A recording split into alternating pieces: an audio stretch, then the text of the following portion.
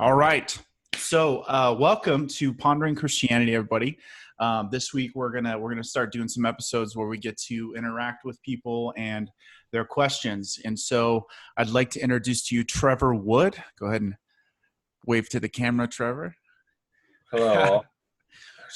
Trevor is a first-class information systems technician, petty officer in the United States Coast Guard, and that's how we know one another. But he has expressed some interest in getting more questions answered in regards to Christianity, and come to find out, I think I can help him out there. Now, what we're going to do today is we're going to work through all his questions, and ultimately, my ultimate goal would be to convince Trevor that Christianity is in fact the truth, and if you are on the side of truth, he will land as a Christian. And his goal is to ask questions, obviously, and get his questions answered. That being said, he's going to ask. He's got a bunch of questions already prepared. We're going to cap the time at an hour, and then we'll pick up for another episode, and then we'll name this episode by the questions we get through. So we're going to try to thoroughly answer those questions as best as possible, kind of dialogue about them, and ultimately try to record and watch this transformation process, hopefully, and see what happens. But so what we'll do is let Trevor ask those questions. I haven't seen any of them yet, so none of these questions have been green-lighted by me. So that's part of the fun, I think, is that the way these conversations should go is that they should naturally happen. If I don't know the answer, I'm either going to say pass or have some other answer on it to say basically like I need time to research that, or I'll get back to you on that, or I'll point you to an expert that I know can get the answers to that, or provide my basic understanding of it. So my goal is to give you, Trevor, speaking to you, my goal today is to give you the simplest form of the answer as possible. You can always get infinitely more complex with these topics, but my goal is to give you the simplest answer possible so that you kind of feel like you grasp the base concept of it. And if you want further resources on it, I can give those to you. Okay. Sounds good. All right. Awesome. So before you ask your questions, Trevor, I want the audience to kind of get to know a little bit about you when it comes to your background and history. So why don't you walk us through your religious exposure since day one of joining us on this beautiful planet? Yeah, go ahead and walk us through that and give us the brief overview of kind of your upbringing and so on and so forth. Okay. So as Charlie here has mentioned, my name is Trevor, and when I try to explain to people like my life and get into the nitty gritty here, it's like, I'm what you would say like the American dream family, right? Like my mom and dad, very hands-on, work ethic, strong, didn't go to college, earned everything they have myself and my brother, and were raised as Catholic. So have a Catholic upbringing. As a child, always kind of like curiously questioned it, but of course you know what mom and dad say. And then like similar as we've discussed with your upbringing and childhood, once I joined the Coast Guard, I went out into the real world. It's just like what your upbringing was and everything is just like, now you're getting so much variety and all this different stuff that makes you kind of question. I mean, like, how is there so many different like perspectives and religions and thoughts that we're like, wait, I'm just like, so you kind of question yourself in life and what you've been, brought up to know is true. Totally. So, so anyways, knew Charlie when I first joined the Coast Guard. He got out, went down his path, and then just kind of on a whim here decided to relink up with him and saw that he's creating this Pondering Christianity thing. So the cynic that I am, and I love playing devil's advocate, and in school right now, the biggest thing is always like cite your sources and, what's your backing, what's your credibility, all that stuff. So it's just like kind of ingrained in me right now. He's right. He did not filter any of these questions. And I even asked him like, are you sure, man? Because I'm going to like kind of stab you and try to break you. So this will be interesting to see what he has for half of these questions I have for him. Yeah. Okay. And then in regards to playing devil's advocate, I'm all for you doing that. But I am curious, for you to like draw the line on your curiosity to the point where you feel convinced, or at least it was a satisfactory answer. That way we can, because like I said, devil's advocate can go on for a long time. So I'm Oh curious yeah. to know where it kind of ends for you of Yeah. like, yeah. So you can continue to ask questions after that if you've got a good one, but you're like, but I can see somebody else saying this and just curious how you'd respond to that. That's fine. But my Okay. goal is ultimately to see where your curiosity ends. Yeah. And my goal here, I think, is to try to ask questions that people would bring to you not knowing you. See, like I kind of know you, so I'm bringing more of a generic devil's advocate question. I'll be like, who is Charlie Mitchell? What? So, for instance, we'll just hop right into it, right? Like, I don't know. Have you've talked about on another channel, right, about what your upbringing and background, and because, for instance, like we could discuss bias, right? So, to talk about bias, we need to know you and where you come from and your background of it all. Yeah. Well, I mean, most of the people here on the channel could probably watch some of my videos to kind of get that background from me. So ultimately, I think the goal of this question would be to determine if I have a confirmation bias in regards to how I'd be answering these questions. The answer to that is probably yes, a little bit. I think everybody has confirmation bias. I think it's important for everyone to be aware of that. So ultimately, I'm not going to tell you I don't have confirmation bias because I think that's impossible. I think it's Yeah. impossible to have confirmation bias. So like whatever you want the outcome to be, right? Like obviously I want to have purpose and God provides that. So therefore I want that to be real. So I don't think that that's necessarily a bad confirmation bias to have. I think a better question to ask is that the same confirmation bias that everybody else has? Um, so, and at, excuse me, and at the end of the day, like I was raised a Christian lifestyle and became atheist and then came back to Christianity through apologetics. So yes, there might be confirmation bias there, but I have I've dismantled my faith and my conception of what is reality, what is the basis and foundation of everything, all the way down to the point of is God even real? So I feel that, do I have a confirmation bias? Yes, 100%. But I also feel that I am able to see things clearly, if that makes sense. Yeah. No, I agree. I just, a lot of people probably won't even admit that they're biased, which is, a topic in itself. So that's good. You at least see it and know it for Yeah. sure. So next question, what is the hope or purpose of pondering Christianity? So the hope or the purpose of pondering Christianity is, and I'm glad you asked that because my tagline for the channel is salvation through education. And that is this could be a theological discussion of basically saying, do you mean that you can educate someone to the point of salvation? No.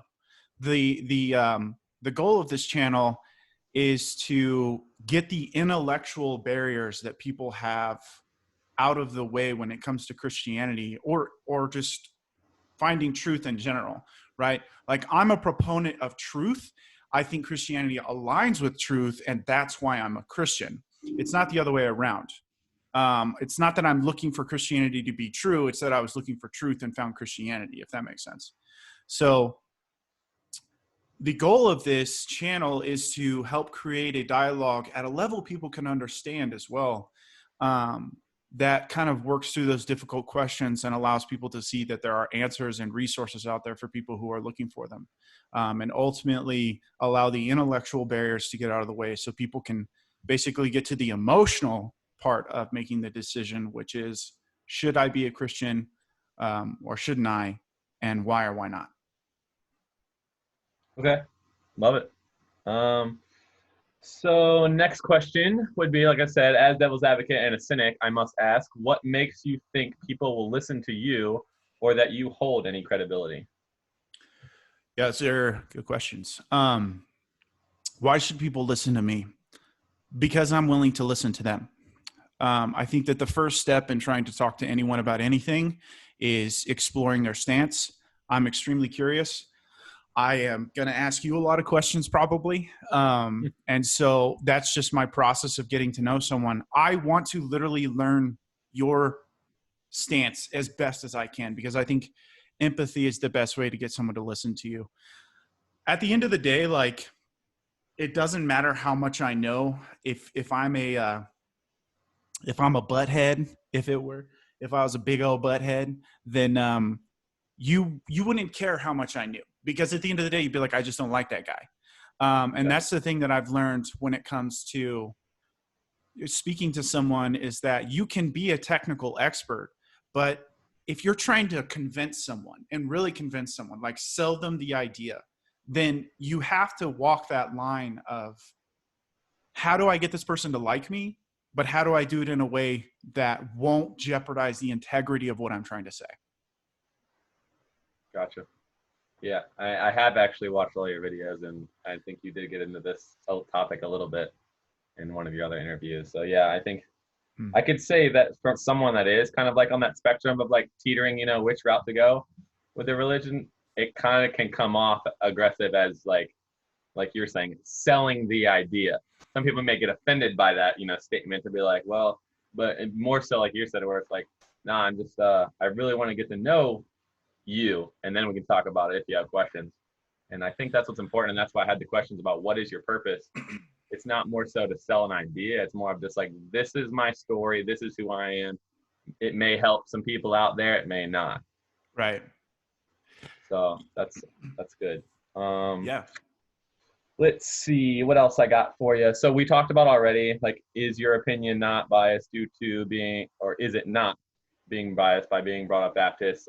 Just as mine is, honestly, being Catholic. So a lot of these questions was just kind of, you've already answered that though. And me coming forth with these questions too, I'm just kind of like, I'm technically a little biased too, being Catholic. So it's like, how much devil's advocate can I play? Yeah, but do you still practice Catholicism? I mean, are you a devout Catholic?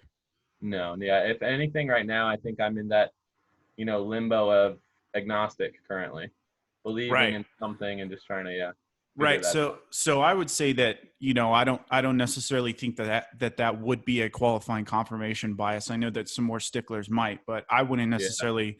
It would be one thing if you were like, I'm looking for God, I'm looking for him hardcore, and I'm just trying to find him, and I'm hoping you can show me the way. That would be a very clear confirmation bias. But for you to be like, I was raised Catholic, I don't really practice anymore, I'm sort of an agnostic now because I can't really rule out the idea that God exists. I'm just curious to know what your answers are to that. Like, that to me is not really a confirmation bias. That's as genuinely curious as you can be about the situation. You could go the other route, and someone could be a full-fledged atheist, right? And they'd be like, God doesn't exist, try to convince me otherwise. That's a positive statement. They're making a positive statement saying God does not exist. And so they're going from the point of agnostic all the way to the point of atheist, non-God, no God. So that person is just as guilty of confirmation bias, because they're letting all the evidence conclude that there is no God, when even the best experts on the planet, both secular and Christian, all agree that the evidence can be interpreted as inconclusive. We don't know if there is God. We have evidence for a God, but there's also arguments against the God, et cetera, et cetera. Now, a Christian apologist would say that there are counter arguments to those arguments against God, which I think are satisfactory answers, but nonetheless. So I think that you could have a confirmation bias even if you were coming into this conversation as an atheist. Agreed. Yeah, because then there's a different route, psychology, to where it's like, like you said, it depends how deep down the rabbit hole you want to go. But psychology will tell us too, nature versus nurture, right? So the way we were brought up, sure, we went off our beaten path because we didn't agree, or you can say we went off and like got into an argument with our parents. I'm purposely not going to do my religious duties because I know they want me to. You know what I mean? And so like, there's that whole spin off it too, that some people will say, like, you can't help but being biased by the way you were nurtured. Right. Well, do you think that plays a part in, do you think that where you're raised determines what you believe? I don't think where has as much. Well, I mean, of course, I guess geographically, sure. If you're in the other side of the world where they do, let's say India, obviously I'm probably not going to be Catholic, but I would say the nurture more so is the more important part. How mother and father raise you is what's going to be the convincing thing. They're obviously the ones that brought me to church. They're the ones that taught me, no and good and bad. Being born innately, you don't know those things. I would say you're taught them Hmm. by the first time hand gets burnt by the stove. Okay, that's hot. Got it. We're constantly learning. Interesting. Okay. Well, I think that's going to be a great point to visit later on. But Yeah. yeah, go ahead. Okay. Next question: does finding logic in your ideology not take away from the point of faith?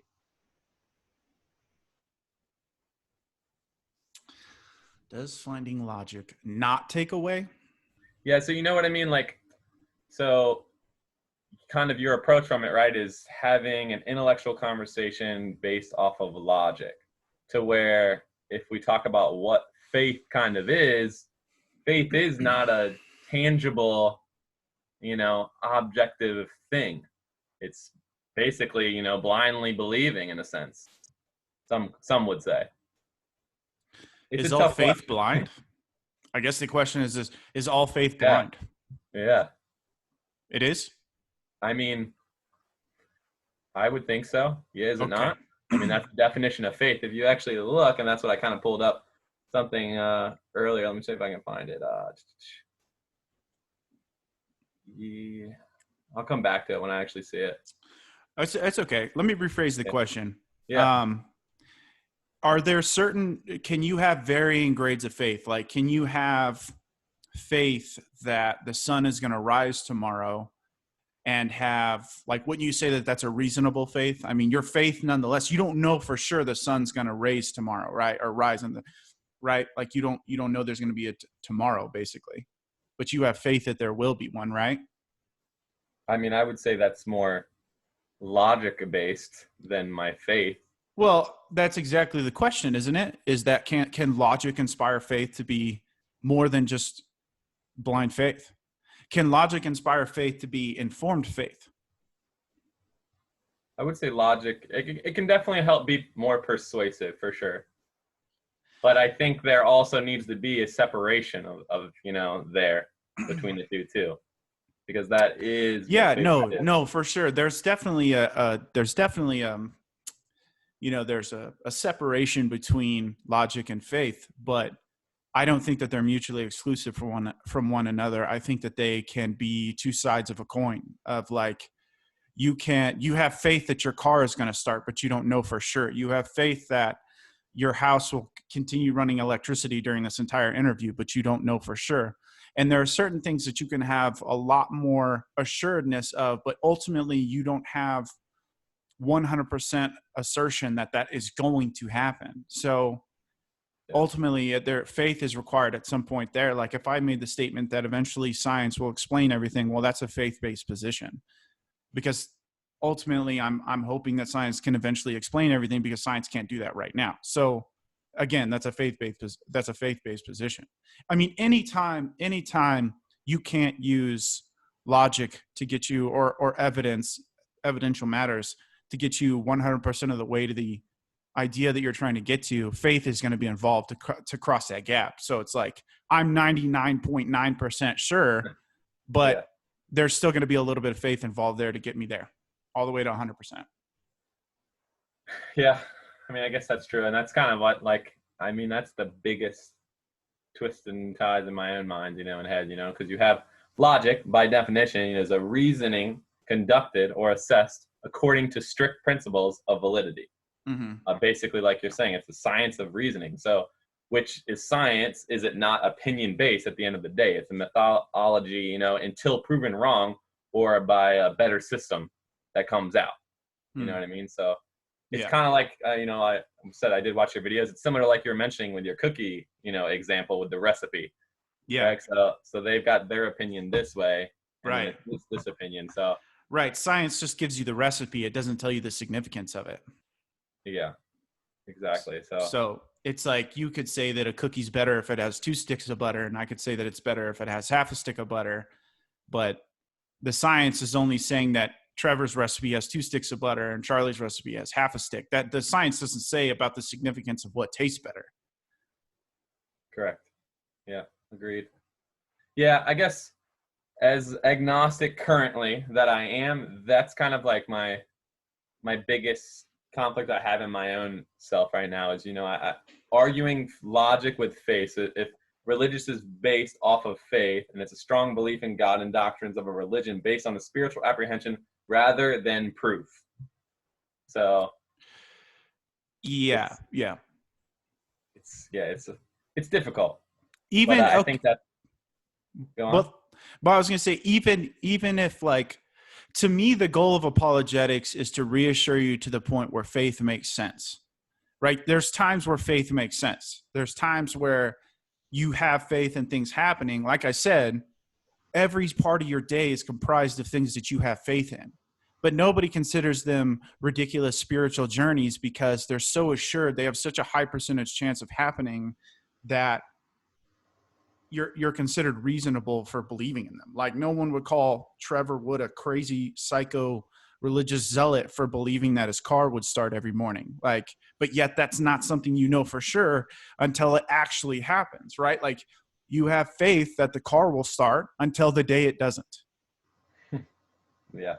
So you have faith in every single one of the things that you do every single one of your days. But the reality is that when it comes to spiritual matters, such as is there a God or not, and what implications are there if there is, then we start using a different measuring stick. And so I think the biggest thing for me that I want to call out is people use a different set of standards to judge their everyday and their common reality than they would something like a supernatural reality. Like the standard that I use in my everyday of life of what's okay to have faith in. Like you hear people say it all the time of like, I have faith that this is going to work out, or I have faith that this is going to be this way, or I have faith that it's all going to be okay.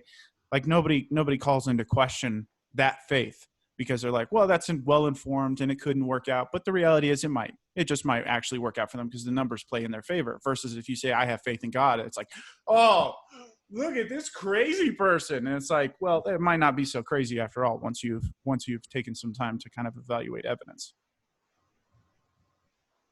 Very true. Okay. Let's see. This one will be a good one to stir the pot with people. Could the Bible not all be made up? For someone of that barbaric time to survive, would it not be, smart to essentially build fear into man by creating such a in-depth thing to create structure? You know what I mean? Like if, back in the day when survival and pretty much the people that owned, right, were either physically strong or militia. So if I'm skinny dude trying to figure out, how to survive in the world, and these people just kind of come and do as they please. Yeah. I know it's far out there, right? But these are the Sure. questions I'm sure you're gonna. What are the questions? Yeah. I mean, I want to attack the questions that Trevor has first. I mean, I know the typical question. Is this a question that you have? Yeah. So could the Bible not all be made up? Could the Bible be entirely true? Is that what you're asking me? Correct. Yeah. Yes, the Bible can be entirely true. Okay. I'm assuming you want more than that.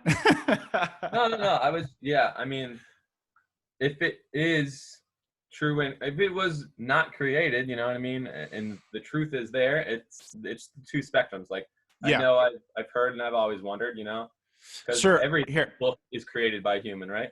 Yeah, totally, 100%. So most of the Christian belief is that the Bible is God-inspired, man-written, which basically means that God comes to you in a dream and tells you, Trevor, I want you to tell the people that tomorrow we're going to be going to the land of Canaan or something like that, right?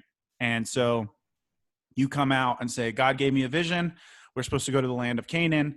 And he said that when we get there, there's going to be 12 people at the gate waiting for us with bags of grain ready to go. Right. And God said all this in the dream. I just forgot to mention. Okay. But basically, like, I come out and I tell these people the message. So everyone's kind of like, well, that's kind of crazy that the dude thinks that God's talking to him. And then, but I'm the leader, so we got to do what I say. And then we go to this Canaanite area that I mentioned, and sure enough, there's the 12 people there holding the bags of grain, just like I said, God told me.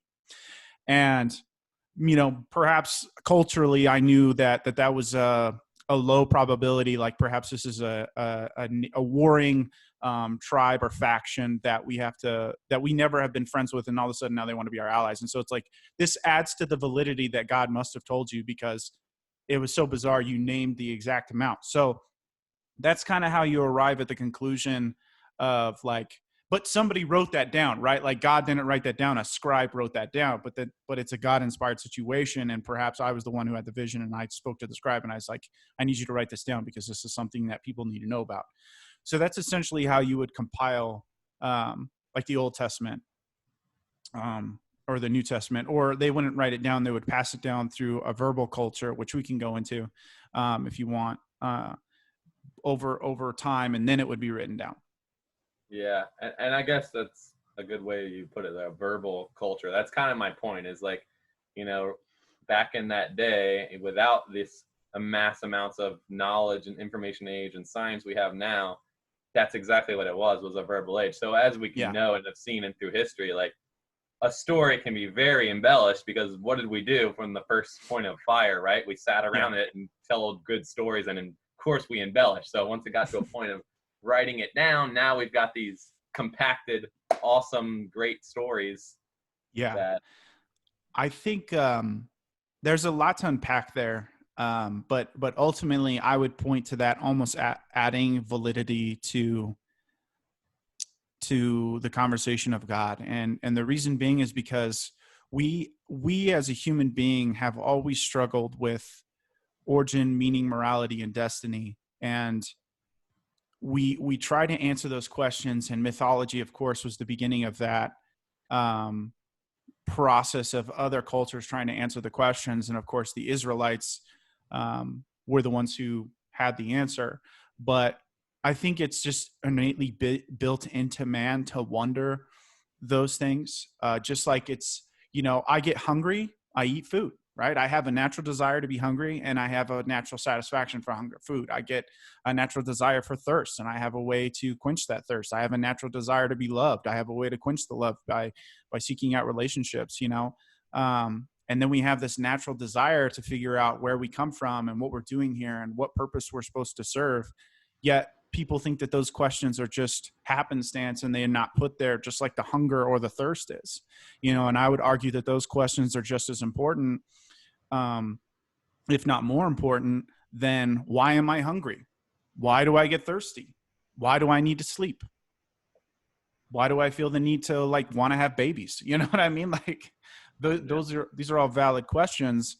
And I think that we look at those questions with more purpose at times than we do the questions of why do I think that in a form of justice exists and that it should be upheld? And why do I think mercy is a good thing? And why do I think that life is preferred to death, et cetera, et cetera? Gotcha. And yeah, again, that actually is a good intro into my next question, is that little voice on our shoulders of good and evil, as it's called. Is that what you believe as in, is God's doing and the engineer that he put that inside of us? Or is that not just called a conscious of us being intellectual animals? Yeah. I think that the mechanism in which we realize morality with, which, conscience, if you want to call it that, isn't as much as a concern as, say, the uniform belief that justice exists and that it's concrete, in the sense that there are certain moral laws that we can agree on, that you can't just murder people, right? Like you can't just rape women, you can't just do bad things. And you don't necessarily have to be raised in a culture where that's life is preferred to death, and people know that. And it's not necessarily given to them through the culture that they're raised in all the time. Sometimes it's just something that's inherently known to us. I mean, we know even if someone said it was okay, that it wouldn't be okay if we suddenly authorize killing babies and putting them in blenders. Like, we would know that that's not okay, no matter how many laws we as a society pass. And even if we tried to raise kids to think that was okay, I think there would always be this psychological tick that people would just be completely disturbed by that. And you can see it. I mean, anytime you see a tyrannical um, kind of approach to human life and human history, what does it always end up in? It ends up in a revolt where people throw that person out. And, any person who's ever like a butcher or a psychopath murderer, I feel every one of the stories I've read has been them getting overthrown at some point by people who are just like, this is wrong, right? The good guys ultimately find out what the bad guy's up to, and they stop it, right? And everyone's okay with that. So there, to me, there's something to that. The fabric of society is that, there are these inalienable rights to the human being that we want to respect. And I think that comes from God, because ultimately he built us in his image and we respect that. That's why we have so much respect and love for life. So yes, I would say, and it speaks of that in the book of Romans, saying that it's written on our hearts. And so, someone would be like, well, am I a bad person because I'm not a Christian? No, absolutely not. According to my worldview, God made all of us. And so whether you believe in him or not, doesn't matter. You still got the software, whether you want to claim that it came out of evolution. I think the software came from a designer. But you got the software either way. We both got the software. I'm just working to refine it based off of the actual architect who gave it to us, than just trying to like sort through my own code and figure it out from there. Okay. Yeah, I think being into psychology as I am, that's the big one for me. Is I'm not sure if I believe we are born with innate feelings of bad, good, or morals, or if is it more we are taught. So from an early age, bias, we're automatically biased as soon as we are taught that feeling, like you're saying, of good or bad. Yeah. And I would be curious to argue, like we all just feel that now, like you're saying with the bad guy that comes in, because of the history of us as humans, knowing that, yeah, we've already been kind of taught that no matter what your religion is, yeah, they all kind of have that same good, bad, principle. Yeah. Mm-hmm. So as soon as we're kind of, that's why I feel like as a human whole, we have that. I don't know, and that's where the question resides. Are we born with it, or is it more taught, no matter what the face of the God is? I think it's both. I think it's like, again, to relate it to a software, it's like you're born with right and wrong 1.0. And as you grow older, you learn that certain things are wrong, certain things are right. But, those parts I think are really culturally built. Racism is a big topic for us nowadays versus, and I would argue that there's a culture where racism isn't even an issue. Like you don't even need to talk about the fact that racism is bad because nobody actually cares about it.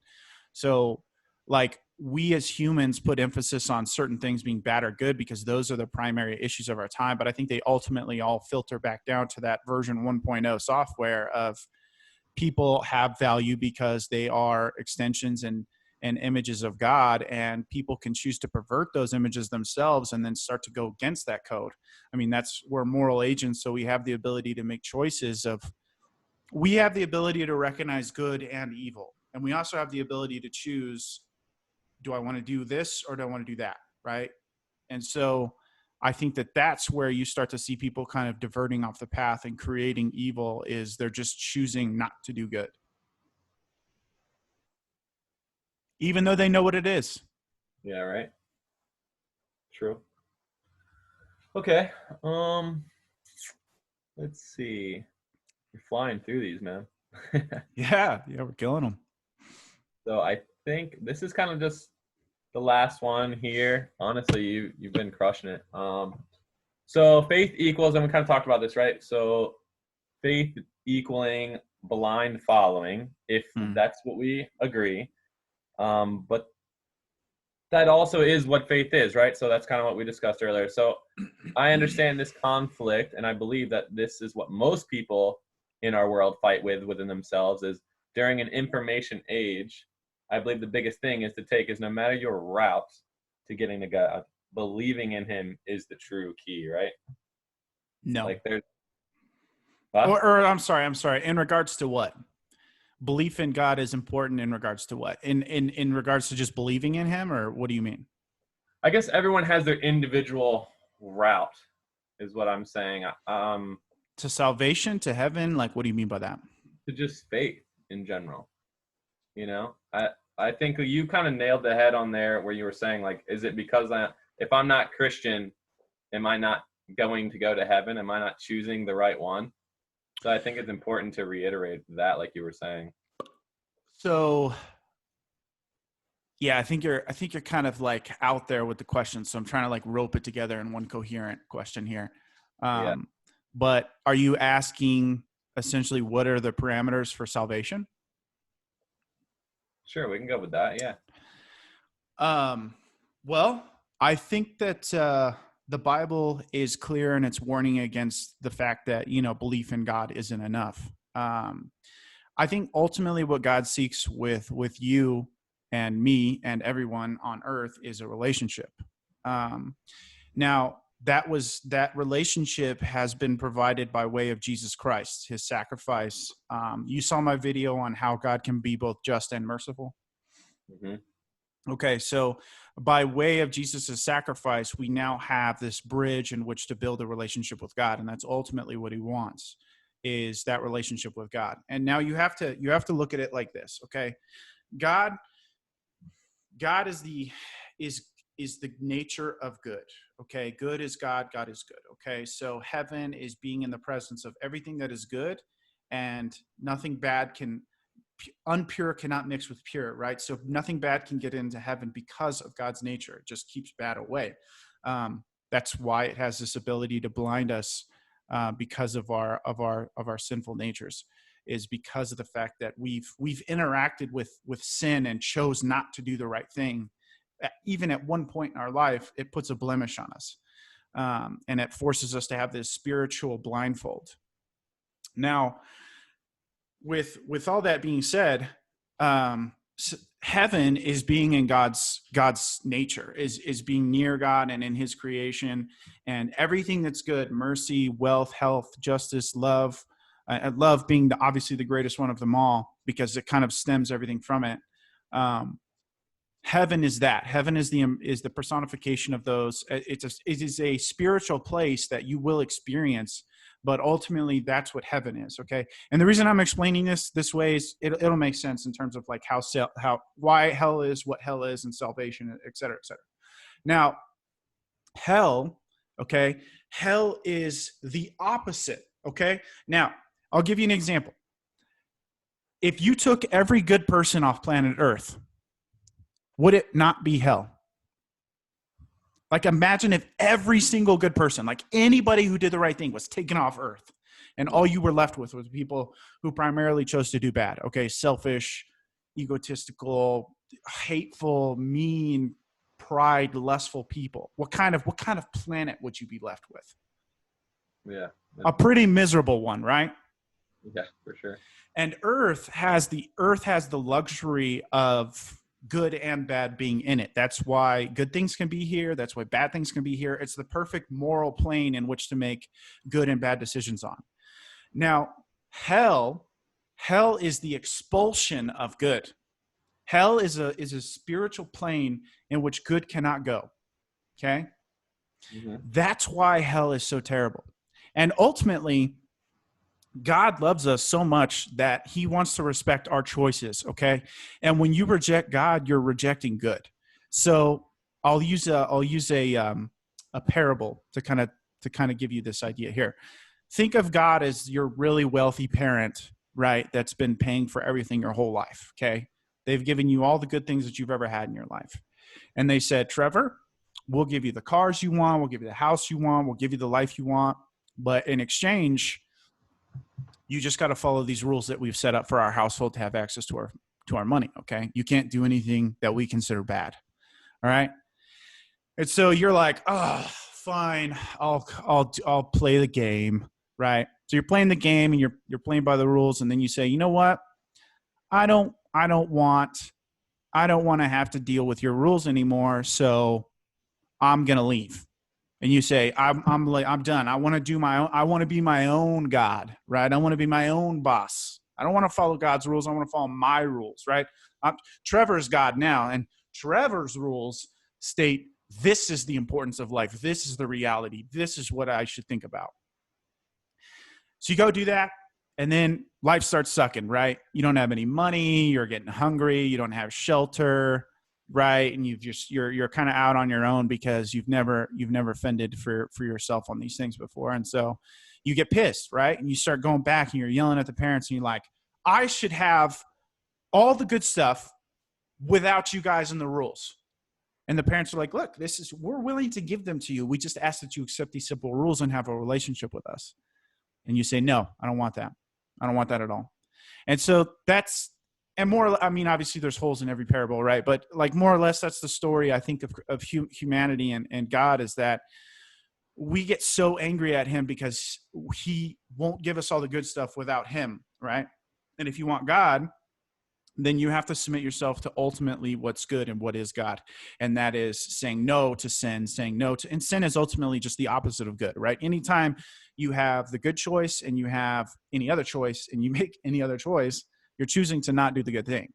And so ultimately we get frustrated with God because it's like, well, I want to be able to have sex with any woman I want. I want to be able to, steal from my neighbor. I want to be able to take the things I deserve in life because life isn't fair, et cetera, et cetera. And so we start to kind of make up our own rules, even if that means costing someone else their sanity or costing someone else, their this or their that or whatever. I think that evil ultimately has a price, and that price is someone else's well-being at some point.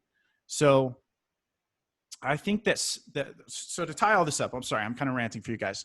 To tie all this up, salvation is accepting Jesus as Christ as your Lord and Savior, in the sense that his sacrifice allowed God's justice, which is part of his good nature, to be satisfied, and ultimately have that message of love be extended to us. And now God wants a relationship with him, wants us to have a relationship with him via Jesus. And if you love someone, right, this is where the fruit of your works begins to show up.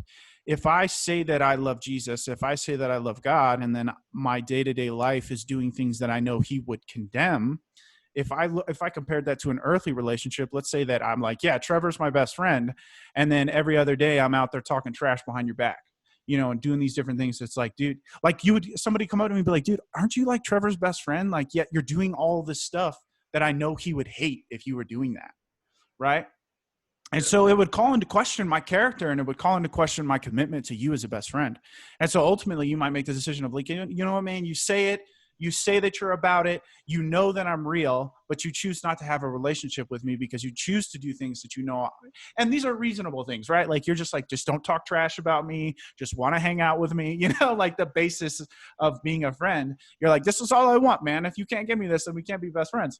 And so I feel like that's a similar situation with God. Is he's saying, look, I've provided you my son as the sacrifice to allow you to have a relationship with me, and I want you to have that relationship. And so a Christian is supposed to be this example of loving God, right? That's the core of it, loving God, and then allowing your life to become something a reflection of that love of God that he would ultimately be happy with and want to have a relationship with you, because that's you love him, and so good things come from that, right? Like, I love my wife, so I do good things for my wife to show her I love her, right? I wouldn't be a good husband if I told my wife I love you and then I went and had sex with somebody else, right? I wouldn't be a good husband if I was like, I love you, but you got to sleep in a different house because I can't stand being near you. I love you, but I won't forgive you. I love you, but I won't pay for you. I love you, but I won't. You get what I'm saying? So it's like, that's the thing, is you can't attach these stipulations to it. Ultimately love is just the admiration of someone else and wanting to do good things for them, strictly for their benefit. I mean, strictly for their benefit, 100%. So yeah, so salvation is trusting in Jesus Christ as your Lord and Savior, and then Savior, and then pursuing that relationship every single day. That's salvation. Love it. Well, I think that's a good one to nail on the closing capture right there. We hit our hour mark, and Oh, do we? Nice. Okay, cool. yeah, and you're right through all the questions. So Yeah. So, I mean, we got a few more minutes. I mean, it's 3:55, right? So I think we've got about 5 more minutes. Um, do you got any other questions, Trevor? Since you I feel mean, bad that we got through yeah, all of them. honestly, you went through all of them. That and the really good answers. That would be, like I said, my only things were like for the random person YouTubing their video, like who is Charlie Mitchell? What's his credibility? Yeah. And why is this guy ranting about God like he as if he's had his Yeah. dream and he talked to him? Right. Okay. For those who don't know, I was raised Christian. I became an atheist because I hated Christianity. So it was actually an emotional decision, but I did feel like I was indoctrinated. And then after a short period of time, I felt, that I should, as C.S. Lewis puts it, I should investigate, if God is real, then that's the most important question that I could possibly ask in this lifetime is if God is real, that completely alters reality. If God isn't real, that completely alters reality, right? Like if God isn't real and there isn't this ultimate form of justice and good, then I should be able to sleep with as many women as I want. I could live whatever kind of morality I want because who's to say I'm wrong, right? If this is all just, if we're all just subjective to one another's culture, if we're all just subjective to that, then who's to say I'm wrong for killing people? Who's to say Hitler was wrong for euthanizing Jews? Like, what standard are you using to say that that's wrong? So those questions began to push me into wanting to know if this was real or not, because ultimately, if this life is all I've got, I'm going to live it a certain type of way versus if this life is a trial period, if you will, for eternity, then suddenly this life has a much different makeup in the way that I want to live it. So ultimately, and I think that that's just the honest question people need to have and ask themselves, because some people are just so high on their own supply that, they're like, well, I would live a good life either way. I'd be a good person either way if God didn't exist. And it's like, no, I don't believe that to be true. Like if God didn't exist, what reason would I have to value life? And we could talk about that in the time of secular humanism. Yeah. Secular humanism of basically saying like I would want to keep people alive for the sake of the tribe, and no, I don't think that that's a reasonable approach, but I would be open to discussing that. However, so that led me into apologetics, Christian apologetics. The word apologetic comes from the Greek word apologia, which means in defense of. So I found that there's this entire discipline devoted to defending different faiths. There's apologists for Islam, there's apologists for Judaism, there's apologists for Hinduism, Buddhism, but I just found their answers to be weak and lacking substance and foundation. And Christianity just had this really refreshing approach. And honestly, the answers were extremely coherent and well-founded. So it naturally pulled me to it. I mean, I spent time investigating each of them, but Christianity just drew me in. And like, I feel like, and if you want to talk about it in terms of what's most popular, Christianity seems to be the number one thing that's attacked by secular atheism. I mean, you don't see secular atheists attacking Buddhism. I mean, they don't need to. They have because an atheist will attack all of them, but their efforts, I think their primary efforts are concentrated on Christianity. And I think there's a reason for that, because it is true, right? And so it's like they're focused on that one because it's the primary adversary, because it's been so hard to get rid of because it has such coherent answers. If it was just a bunch of made up lies, right, we would have worked through it like we like we did all the other faiths. I mean, you look at Buddhism, Hinduism, and I say this with the most utmost love and respect to this, but they lack coherent explanations to the origin of the universe. Origin, meaning, morality, and destiny. The answers there needs to be a coherent set of answers for all four of those in the belief system. And those other belief systems lack one, if not all, of those answers. Origin, meaning, morality. I mean, Buddhism might provide you morality. Okay, morality, right? You might have that. Karma, right? But you don't have destiny. You don't have meaning, right? The whole point of Buddhism is to supersede yourself, is to get past yourself, right? Is to grow apart from your needs and find solace in this this nature where you're departed from yourself. But Christianity says, no, you were designed for love. You were designed for purpose. And that is here, right here in this book. And these are the answers, right? Is that God has created you as moral agents to be here with him, and that he wants to see you choose to do good, because ultimately love requires choice. If I want to truly give something the choice to love, I have to truly give it the choice to either love me or not love me. And we live in a fallen world where people choose not to love God. And if they don't love God, if they don't see him as the architect of reality, then the way that they play the game is going to be a lot different. Hitler might have claimed to be a Christian, but he definitely was not by his actions. I mean, he targeted Judaism. He targeted Jews as well. He was racist all around. He was crazy from the get-go. But nonetheless, I'm using him as an example of this is a person who he also thought Darwinism to be true. And he liked the idea that the fact that we evolved because it allowed him to have the excuse that white people were a superior form of human being to others. And so that's what that gets you. That's where that gets you. That's where evolution gets you. That's the idea that, and you have philosophers like, what's his name out of New Zealand? He's a famous philosopher who believes that we're committing murder by eating animals, because he believes evolution to be true. He doesn't believe in God. He's an atheist. His name is on the tip of my tongue. But he believes that if we are evolved, that animals are basically devolved forms of humans, and us eating them is murder. We commit murder every single day, and we're just okay with that. And so, when you pull God out of the formula, you just drop everything into this free fall. You just drop everything into the free fall of well, it's life, right? Okay, so is it wrong for me to eat bacteria? Is it wrong for me to eat plants because they are living? Where do you draw those lines? And at what point do I just let myself fade away because I don't want to commit murder to anything that's living, right? These are the free falls that you get into when you remove God. So that's why it was such a pressing question, because God is that foundation in which we are building everything off of. So once you remove that, you suddenly drop into this free fall of morality and the origin, meaning, morality, meaning, what's the meaning of life? That changes all of a sudden, right? We can no longer condemn these men who want to have sex with 400, 500 women, because if that's all you've got in this life, then who's to say they're wrong? Who's to say they're wrong? We as a society despise that because of the emotional toll it takes on people, which that should tell you something. But we don't use a coherent, consistent set of standards when we're looking at these things. And I think it does boil down ultimately to this emotional, spiritual discussion. Agreed.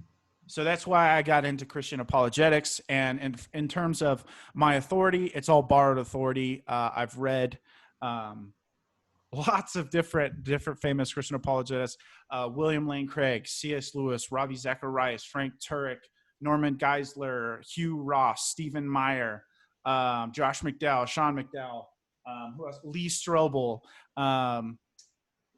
John Lennox. I mean, I've just spent a lot of time studying these people and watching their debates online. I've listened to Christopher Hitchens, Richard Dawkins, Richard Pratt, and a lot of these famous atheists and their attacks. I've watched these discussions. I've sat through and I've explored these discussions myself, and I've torn apart my own faith and fabric of that in order to get to the bottom. And I found that there is truth in that when you take time to do it, and you give yourself if you really want to be honest with yourself, okay, if you really want to find out the truth, you have to be open to the idea.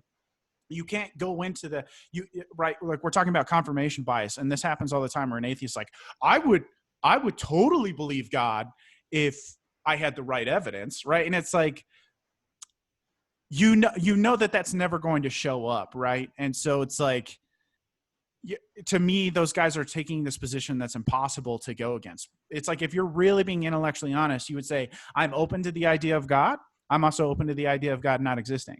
And that is the most honest position you can take when it comes to being explorative into religion and faith and spirituality and all that different stuff. But ultimately, I think that those people, if you're an atheist who takes that approach of God doesn't exist, prove otherwise, you're kind of coming to a confirmation bias. If you really want to be able to ask that question and ask that question honestly, you got to give yourself the chance to be open to the alternate reality that you might be wrong. right? I can't go to someone and say, prove I'm wrong. It's like you're already arriving at the reason of why you're wrong. Let me ask you this. If you think you're an atheist, try to prove you're right and go from there. Yeah. No, I agree. And I think, like you said, it's very important that everybody needs to ask themselves, and break down themselves, like you were saying you did. That's kind of your background with all this, is you fabric piece by fabric piece broke yourself down and rebuilt. Yeah. That the people, I think, are afraid to do that.